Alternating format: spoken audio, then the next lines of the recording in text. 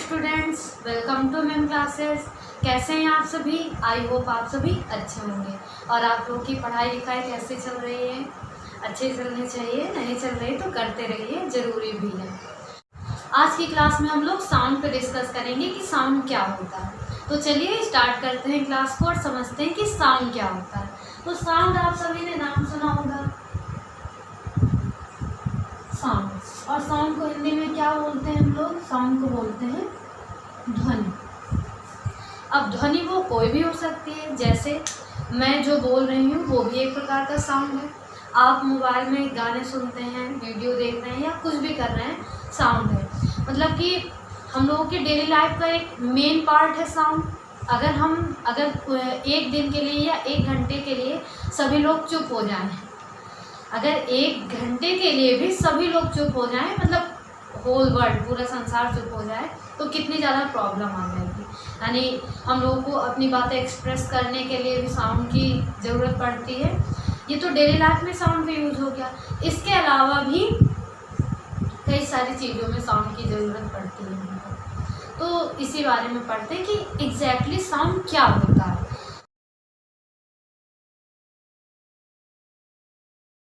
Sound क्या है? जैसे मैं बोल रही हूँ कुछ और आप वो सुन पा रहे हैं,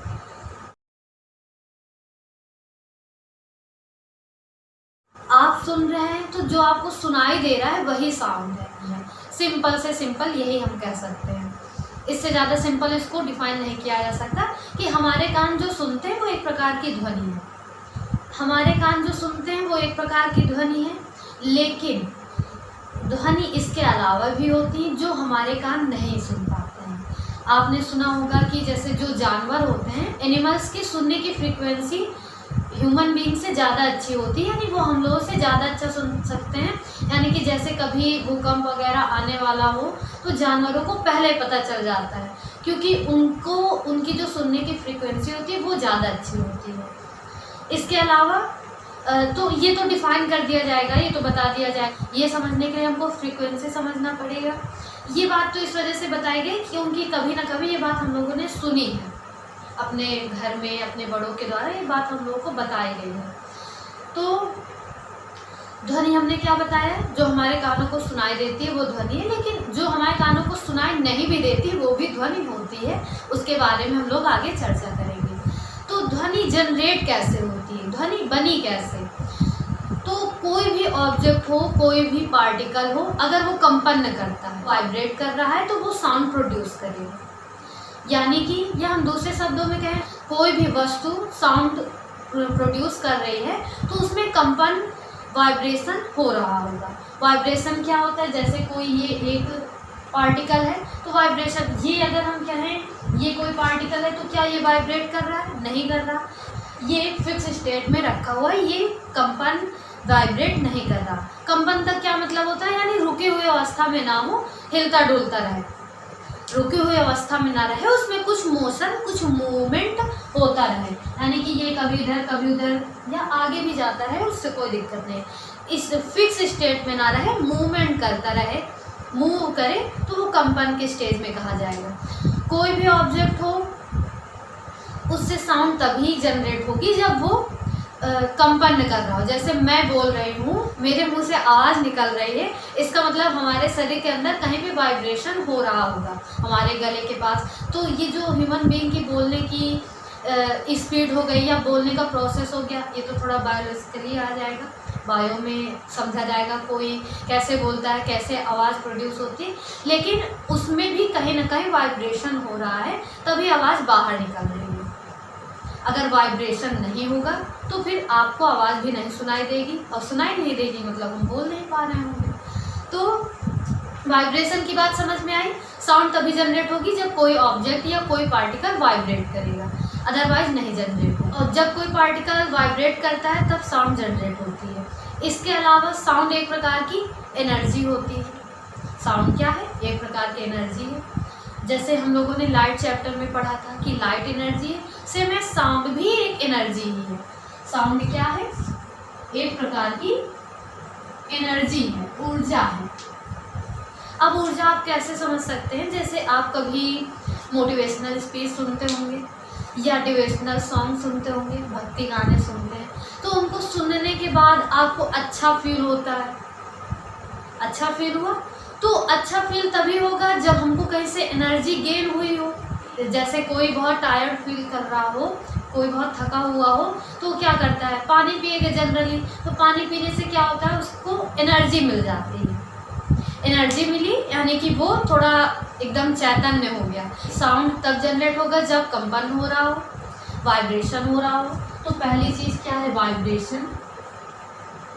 वाइब्रेशन ज़रूरी है। उसके अलावा क्या है, एनर्जी होनी चाहिए। एनर्जी होती है, होनी चाहिए नहीं, होती ही है। वाइब्रेट होगा तब साउंड जनरेट होगा, एनर्जी है उसको। साउंड अगर है तो उसमें एनर्जी है। हम लोग जो भी बोलते हैं वो एटमॉस्फेयर में, इन्वायरमेंट में जाके सेव हो जाता है। वो एटमॉस्फेयर में कहीं ना कहीं उसकी वेव्स रहती हैं। अब हमने कहा वेव्स, वेव क्या है, तरंग क्या है। तो जो साउंड है वो तरंग के रूप में चलता है।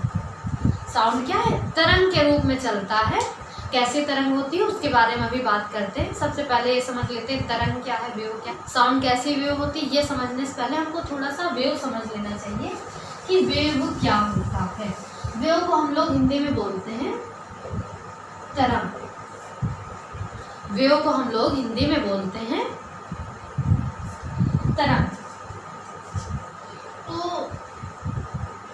तरंग को अगर हम जनरली समझें तो जैसे मान लीजिए कोई डोरी बंधी हुई है। डोरी का एक जो छोर है वो कहीं फिक्स जगह पे, कील पे, दीवार पे या कहीं पे भी बंधा हुआ है, और दूसरा कोना हमने पकड़ लिया। उसको अगर हम ऐसे करके मोशन देते हैं तो आप देखते होंगे एक लहर टाइप में बन जाती है।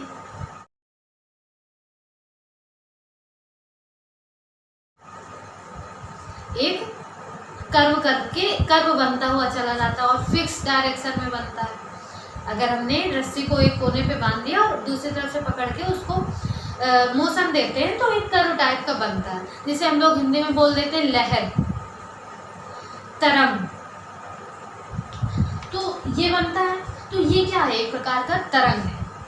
तरंग का मतलब थोड़ा वेवी डायरेक्शन हो, ऐसे ऊपर नीचे फिक्स उसमें आता जाता है। इतनी बात समझ में आई। तो अब जैसे ये वेव है, ये एक प्रकार की वेव है, और इस वेव में यहाँ पे छोटे छोटे पार्टिकल्स होंगे। छोटे छोटे पार्टिकल्स होंगे कि नहीं होंगे। अरे हमारे एटमॉस्फेयर में पार्टिकल है तो उन्हीं पार्टिकल को मान लीजिए आप, इसमें पार्टिकल हैं। ये मान लीजिए कोई रस्सी है, रस्सी को हमने इधर कोने से बांध दिया, रस्सी को इधर हमने फिक्स कर दिया और इधर से पकड़ के मोशन दे दिया। तो इस रस्सी के जो पार्टिकल्स हैं, रस्सी किसी चीज़ की बनी होगी, प्लास्टिक की या जूट वगैरह की, किसी भी चीज़ की रस्सी हो, तो उसके अपने पार्टिकल्स हैं। तो उन पार्टिकल्स में एनर्जी गई, मैंने मोशन कराया तो उसमें एनर्जी गई। तो एनर्जी जो है वो एक पार्टिकल से दूसरे पार्टिकल में ट्रांसफ़र हो रही है। यहाँ पे जो पार्टिकल है, पहले इसके पास एनर्जी आई, उसके बाद उसने ये मतलब इस पार्टिकल ने, पार्टिकल 1 ने अपनी एनर्जी पार्टिकल 2 को दे दी। इसी तरह फिर इसने अपनी 3 को दे दी। बात समझ में आए? यानी ये एनर्जी का ट्रांसफ़र कर रहे हैं आगे वाले पार्टिकल्स में। यानी इसको अगर हम सिंपल भाषा में समझें, जैसे ये कोई रस्सी थी तो यहाँ पे पहले इसको एनर्जी मिली होगी, ऐसे एनर्जी मिली तो एक कर्व बन गया। और ये जो एनर्जी मिलने लेने देने का काम है इतना जल्दी होता है कि कुछ समझ में नहीं आता, बस हमको एक वेव बनती दिखाई देती है। तो मान लीजिए पहले ऐसे एक कण को एनर्जी मिली होगी, उसने एक कर्व बनाया, फिर यहाँ पे आने के बाद इसने आगे वाले को दिया तो ये अपनी पिछली डायरेक्शन में आ गया, दोबारा ऐसे आ गया। उसके बाद अब ये वाला जो पार्टिकल है, अब ये जो पीछे के कण है, ये जो पीछे के पार्टिकल्स हैं, ये अपनी पहले वाली डायरेक्शन में, अपने पहले वाली पोजीशन में आ जाएंगे। उसके बाद आगे जब इनको एनर्जी मिली तो ये ऐसे होंगे। यही चीज़ जल्दी से हमको इस तरह दिखाई देता है। एक एक करके देखेंगे तो पहले यहाँ से एनर्जी आई, ऐसे आया, इस पार्टिकल ने आगे आगे आगे एक पार्टिकल अपने आगे एनर्जी ट्रांसफ़र करता रहता है और ये काम बहुत जल्दी से होता है, तो हमको सीधे ये वेव बनी दिखाई देती है। यानी कि वेव में क्या होता है, एनर्जी ट्रांसफ़र होती है एक पार्टिकल से दूसरे पार्टिकल में। वो एनर्जी किसी भी रूप में हो सकती है। इतनी वेव की एकदम छोटी सी बात आप समझ में आई। वेव कहते ही माइंड में थोड़ा सा क्लियर हुआ, कुछ करो टाइप की चीज़ वेव होती है। इतनी बात क्लियर, ये चीज़ बताने क्यों लिखना पर्पस था कि वेव कहते ही आपके माइंड में वेव की इमेज क्रिएट हो जाए कि ये ऐसा कुछ कर्व जैसा कुछ वेव।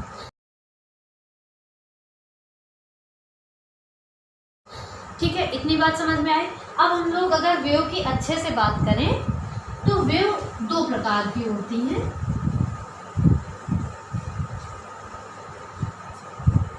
वेव कितने टाइप की होती हैं? मेनली 2 टाइप की होती हैं। कौन कौन सी?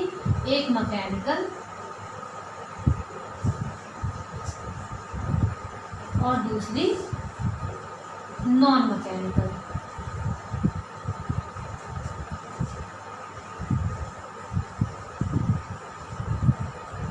एक वेव होती है मैकेनिकल वेव, दूसरी होती है non mechanical wave. Mechanical wave कौन सी? जिसमें हमको मीडियम की ज़रूरत हो। मैकेनिकल वेव कौन सी? जिसमें हमको मीडियम की ज़रूरत हो।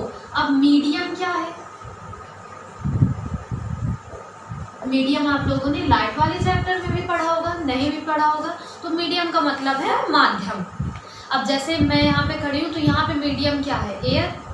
पानी के अंदर चले जाए तो वहाँ पे मीडियम क्या होगा? वाटर।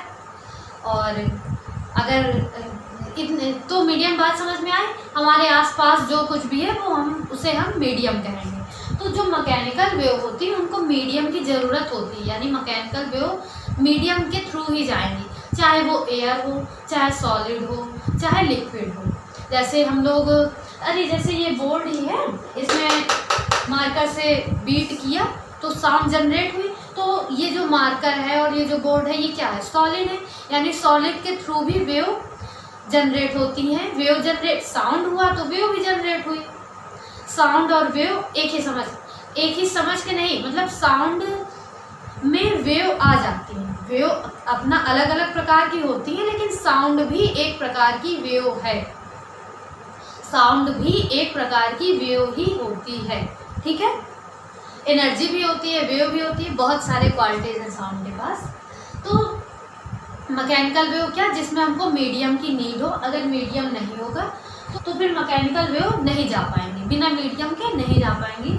और नॉन मैकेनिकल वेव क्या होती है? जिनमें मीडियम रिक्वायर्ड ना हो, जिसमें मीडियम की ज़रूरत ना हो।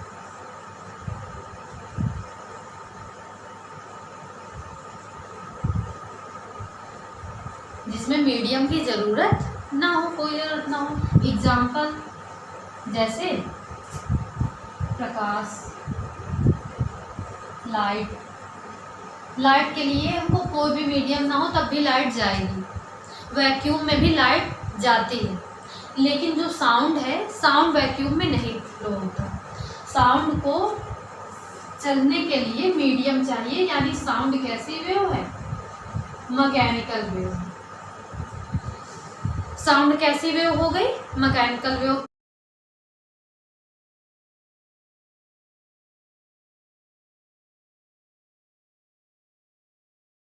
क्यों? क्योंकि साउंड सुनने के लिए, साउंड के लिए हमको मीडियम चाहिए। जैसे अभी बोला जा रहा है तो अभी मीडियम क्या है? एयर। पानी के अंदर जाते हैं तब भी हमको साउंड सुनाई देता है। इसका मतलब क्या है कि पानी में भी साउंड की वेव्स आ पा रही हैं। अभी हमने मार्कर से बोर्ड में बीट किया तब भी आवाज़ आई। इसका मतलब कि सॉलिड के थ्रू भी साउंड जनरेट होती है, यानी सॉलिड में भी मैकेनिकल वेव जा रही है।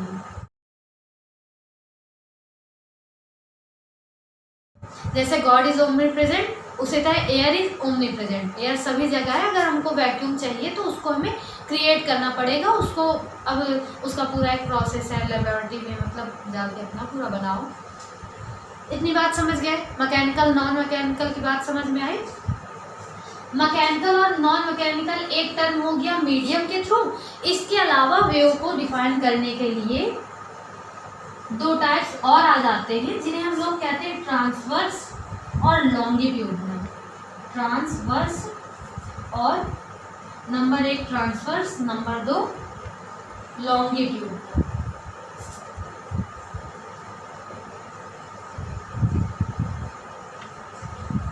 ट्रांसवर्स को हम लोग हिंदी में बोलते हैं, मैकेनिकल को बोलते हैं यांत्रिक तरंग, मैकेनिकल को बोलते हैं यांत्रिक तरंग, और नॉन मैकेनिकल अयांत्रिक कह दीजिए। को हिंदी में बोलते हैं अनुप्रस्थ,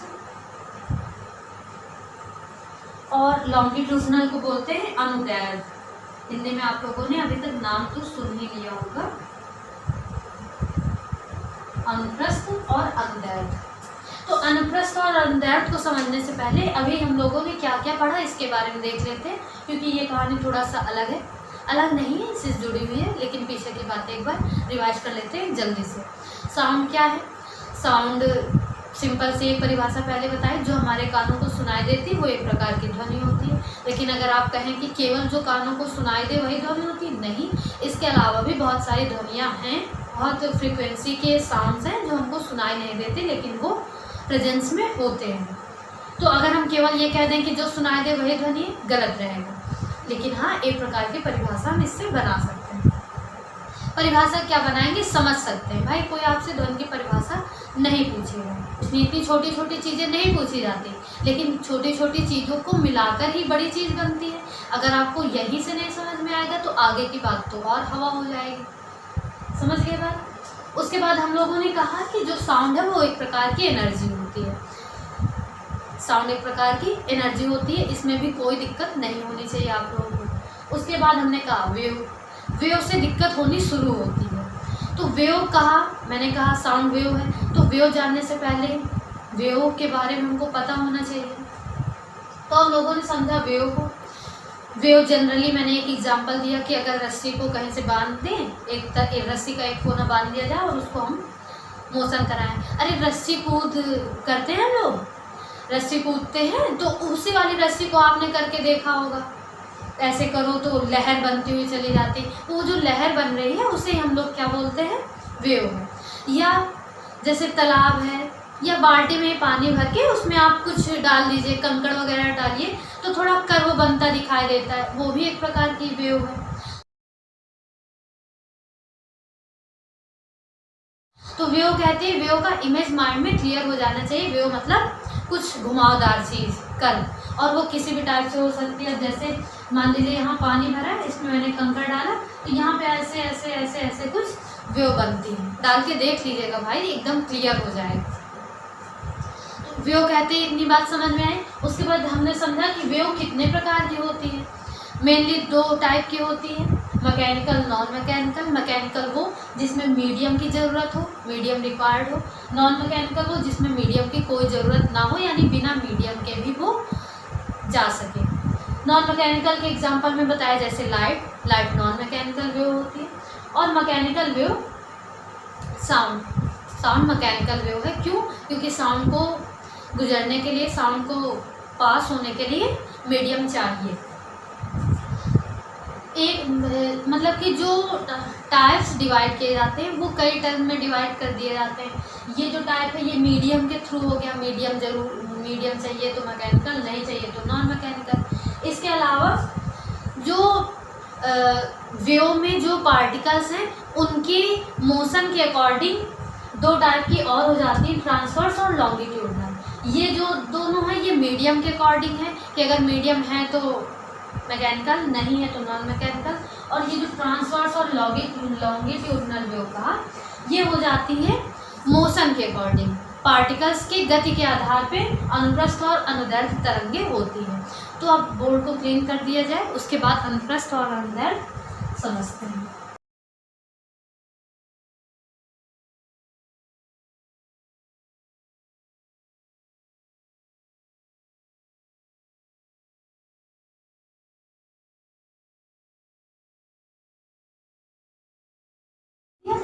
कि ये कैसी वेव है, मैकेनिकल वेव है।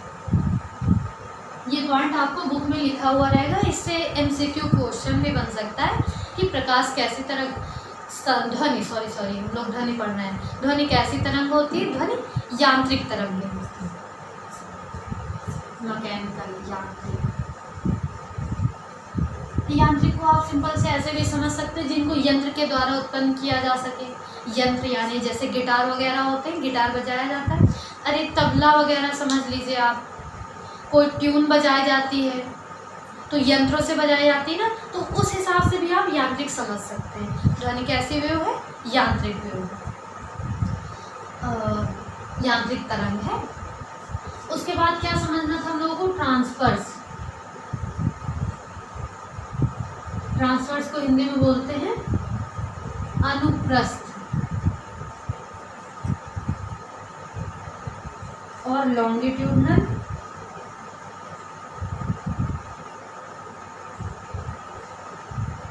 अनुदैर्घ्य।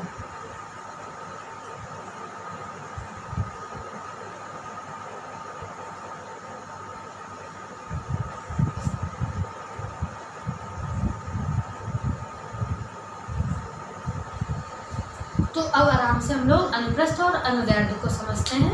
देखिए, ट्रांसवर्स वर्ड से आप क्या समझ सकते हैं?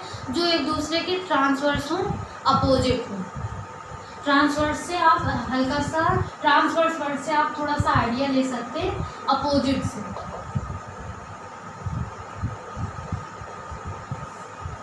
ट्रांसवर्स को आप थोड़ा सा अपोजिट से रिलेट करके समझ सकते हैं। अब अपोजिट से क्या रिलेट करना है कि जो इसमें पार्टिकल्स होंगे, जो इसमें पार्टिकल्स होंगे, पार्टिकल्स का मोशन, कोई एक पार्टिकल है, पार्टिकल का मोशन, पार्टिकल मोशन करेगा, गति करेगा, कंपन करेगा। अब देखिए, कोई चीज़ कंपन करेगी अगर, तो वो ऐसे ऐसे भी कंपन कर सकती है और ऐसे ऐसे भी कंपन कर सकती है, वाइब्रेट कर सकती है। यानी ऐसे वाइब्रेट करे या ऐसे वाइब्रेट करे। अब एंगल में भी वाइब्रेट करा सकते हैं, ऐसा कोई हार्ड एंड फास्ट रूल नहीं, कंपन तो भाई कराना ही कराना। अब देखिए, ये मार्कर है, बड़ी चीज़ है, तो इसमें आपको दिख रहा है कि सीधे जा रही है, तिरछा जा रही है या एंगल में ले जाना है। लेकिन अगर हम कोई बहुत छोटी सी चीज़ ले लें तो उसमें फिर बताना मुश्किल हो जाएगा कि वो एंगल में जा रही है कि नहीं। यानी कि एंगल बताना मुश्किल हो जाएगा, तो उसे हम लोगों ने सीधा दो चीज़ों में डिवाइड कर दिया, या तो सीधा जा रही हो या तो ऐसे जा रही हो, या तो लंबवत हो, परपेंडिकुलर हो, या फिर सीधा हो, पैरेलल। तो ये हमने वाइब्रेशन के बारे में बताया कि अगर कोई पार्टिकल ऊपर नीचे वाइब्रेट कर रहा हो और जो वेव हो वो आगे की तरफ जा रही हो, और जो वेव है वो आगे की तरफ जा रही हो, यानी ये पार्टिकल एक ऐसे ऐसे ऐसे ऐसे ऐसे करके आए और ये ऊपर नीचे ऐसे गति कर रहे हैं। पार्टिकल का जो मोशन हो वो ऊपर नीचे हो, पार्टिकल लंबवत हो, परपेंडिकुलर हो, और जो वेव हो वो सीधे जा रही है। देखिए, पार्टिकल के डायरेक्शन और वेव की डायरेक्शन दोनों अलग अलग हो सकती है, बिल्कुल हो सकती है ना। यानी कि कंपन करते करते ऐसे ऐसे आगे चला जाए, यानी कंपन कर रहा है ऊपर नीचे और बढ़ रहा है आगे की तरफ। ये दोनों डायरेक्शन एक दूसरे के अपोजिट हो गई, यानी ये ऐसे कंपन करते करते आगे भी जा रहा है। कंपन ऊपर नीचे कर रहा है, आगे जा रहा है इधर की तरफ, इधर भी ले जाओ कोई दिक्कत नहीं, तब भी अपोजिट ही रहेगा। यानी वेव जा रही हो आगे और पार्टिकल ऐसे ऐसे कंपन कर रहे हैं। अब वेव को हमने ऐसे सीधा दिखा दिया क्योंकि हाथ मोड़ के तो दिखा नहीं पाएंगे ना, तो समझ लीजिए आप, पार्टिकल की डायरेक्शन और वेव की डायरेक्शन दोनों अपोजिट होनी चाहिए। क्या? पार्टिकल की डायरेक्शन एंड वेव डायरेक्शन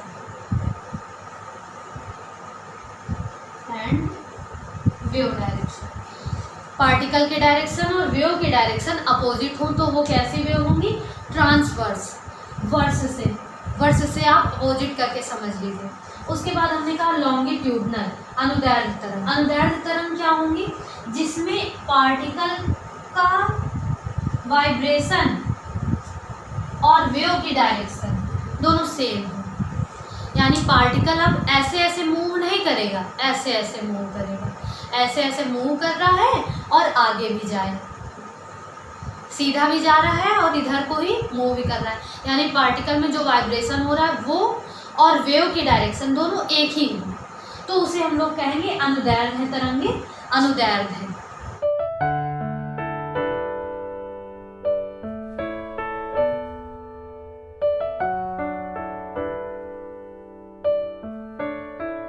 मेरे कहने केवल इतना मतलब था कि जो साउंड है वो लॉन्गिट्यूडनल होती है, अनुदैर्ध्य होती है। साउंड जो है वो कैसे होती है, अनुदैर्ध्य होती है। साउंड में ध्वनि के जो कण हैं जो मूव करते हैं वो जिस दिशा में मूव करते हैं उसी दिशा में आगे बढ़ते हैं। तो साउंड एग्जाम्पल हो गया लॉन्गिट्यूडनल का। अनुप्रस्थ का क्या एग्जाम्पल होगा, जो अभी डोरी वाला एग्जाम्पल दिया, डोरी में तरंगे, वेव्स ऑन स्ट्रिंग में, डोरी में अगर कोई वेव आ रही है तो वो ट्रांसवर्स होगी, और अगर साउंड है तो वो साउंड कैसी वेव होगी, अनुदैर्ध्य होगी। ये क्वेश्चन इंपॉर्टेंट है, ये पूछा जाता है। साउंड कैसी तरंग होती है, साउंड अनुदैर्ध्य तरंग होती है, ध्वनि अनुदैर्ध्य तरंग की होती है। तो अगर हमने सीधा ये बता दिया होता कि ध्वनि अनुदैर्ध्य तरंग होती तो बात कम समझ में आती, भाई समझ में ही नहीं आता अनुदैर्ध्य का क्या मतलब है। और अधिकतर बच्चों को अनुदैर्ध्य अनुप्रस्थ तरंगों में कंफ्यूजन क्रिएट होता है, वो दोनों में डिफ्रेंशिएट नहीं कर पाते हैं। ट्रांसवर्स को आप वर्ड्स से अपोजिट करके समझ लीजिए। अपोजिट का मतलब जब पार्टिकल की डायरेक्शन और वेव की डायरेक्शन अपोजिट हूँ तो ट्रांसवर्स वेव, और जब पार्टिकल की डायरेक्शन और वेव की डायरेक्शन दोनों सेम हो तो लॉन्गिट्यूडनल। साउंड में दोनों सेम डायरेक्शन में चलता है तो इसलिए हम इसे साउंड लॉन्गिट्यूडनल वेव कहते हैं। यानी जो साउंड है वो कैसी वेव है, मैकेनिकल। पहली बात तो एनर्जी है, दूसरा वेव है। वेव में कैसी वेव है, मैकेनिकल वेव है। और कैसी वेव है, लॉन्गिट्यूडनल वेव है। मैकेनिकल और लॉन्गिट्यूडनल का कोई रिलेशन नहीं है, मैकेनिकल भी है लॉन्गिट्यूडनल भी है, दोनों साथ साथ चलेंगे। यानी मैकेनिकल अपनी अलग प्रॉपर्टीज हो गई, मीडियम के थ्रू डिवाइड कर दिया तो हाँ मीडियम की नीड होती है इसलिए मैकेनिकल, और इनके जो कण में जो वाइब्रेशन है वो और वेव में जो मूवमेंट हो रहा है वो सेम डायरेक्शन में, इस वजह से लॉन्गिट्यूडनल वेव भी होती है। तो आई होप आपको लॉन्गिट्यूडनल और ट्रांसवर्स की बात समझ में आई होगी। एक एग्जांपल होता है जो अभी मैंने दिया था कि पानी में कंकड़ मारो तो उसमें वेव जनरेट होते हैं,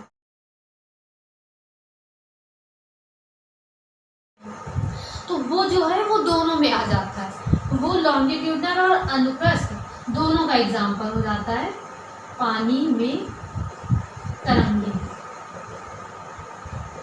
क्योंकि जैसे हम लोग पानी में पत्थर डालते हैं तो पानी थोड़ा सा उछाल करता है, ऊपर की ओर आता है, उसमें थोड़ा सा उत्प्लावन बल वगैरह भी लग जाता है। उसके बाद उसमें क्या है कि जो नीचे का पानी होगा, मतलब कि एक परत नीचे का पानी होगा, उसके जो कण हैं वो ऐसे ऐसे वाइब्रेट कर रहे होंगे और वेव भी इधर की ओर या इधर की ओर जा रही, तो उसको हमने कह दिया लॉन्गिट्यूडनल। और जो ऊपर की लेयर है उसके जो पार्टिकल्स हैं वो ऊपर नीचे भी मूव कर रहे होंगे, तो उसे हमने कह दिया ट्रांसवर्स। यानी जो पानी में पत्थर फेंका गया वो लॉन्गिट्यूडनल और ट्रांसवर्स दोनों का एग्जाम्पल हो जाता है। तो आप सभी को इतनी बात समझ में आई, साउंड के बारे में ये बात समझ में आई कि साउंड एनर्जी है, वेव है, मैकेनिकल वेव होती है और लॉन्गिट्यूडनल वेव होती है। तो आज की क्लास में इतना ही रखते हैं। नेक्स्ट वीडियो में हम लोग इसके फ्रीक्वेंसी, टाइम पीरियड, इन सब चीज़ों के बारे में डिस्कस करेंगे।